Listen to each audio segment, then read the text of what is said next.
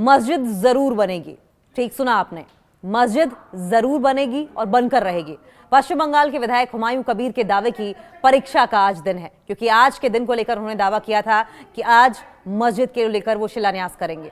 मस्जिद जरूर बनेगी, ये तृणमूल कांग्रेस से निकाले गए विधायक हुमायूं कबीर के शब्द थे। हुमायूं कबीर पश्चिम बंगाल की मुर्शिदाबाद जिले के भरतपुर सीट से विधायक हैं। वो पिछले कई दिनों से दावा कर रहे थे कि 6 दिसंबर को वो भरतपुर के बेलडांगा में बाबरी मस्जिद बनवाने के लिए नींव रखेंगे। 6 दिसंबर वही तारीख जिस दिन 33 साल पहले अयोध्या में बाबरी मस्जिद ढाई गई थी। 4 दिसंबर को तृणमूल कांग्रेस ने हुमायूं कबीर को पार्टी से निष्कासित कर दिया है। पश्चिम बंगाल टीएमसी के मंत्री और कोलकाता के मेयर फिरहाद हकीम ने कहा कि हुमायूं कबीर को पहले भी चेतावनी दी गई थी, इसके बाद भी हुमायूं कबीर ये दावा करते रहे हैं।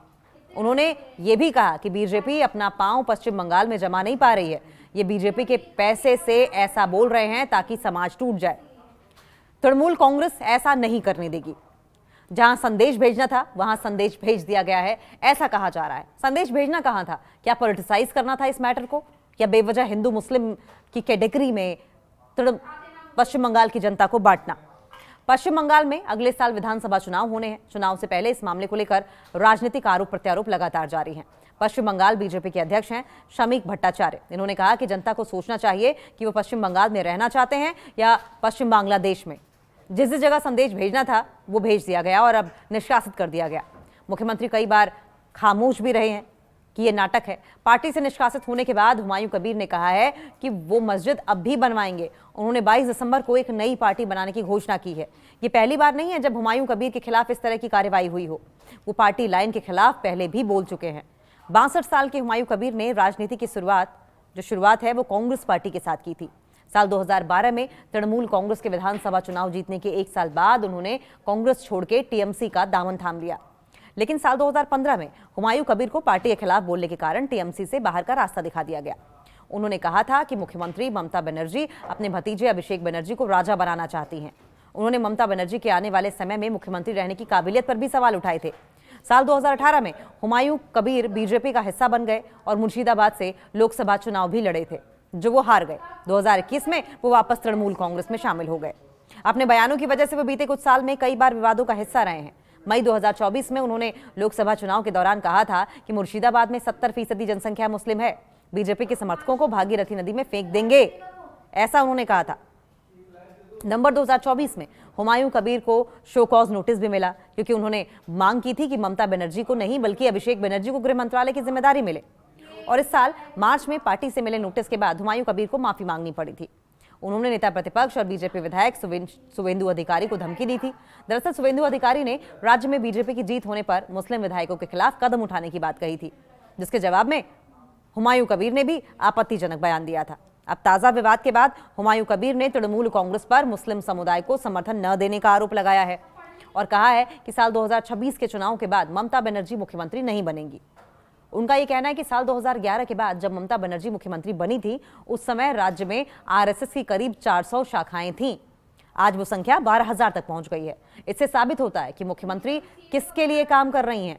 जगन्नाथ मंदिर बनाने के लिए राज्य के खजाने से पैसा किसने खर्च किया था?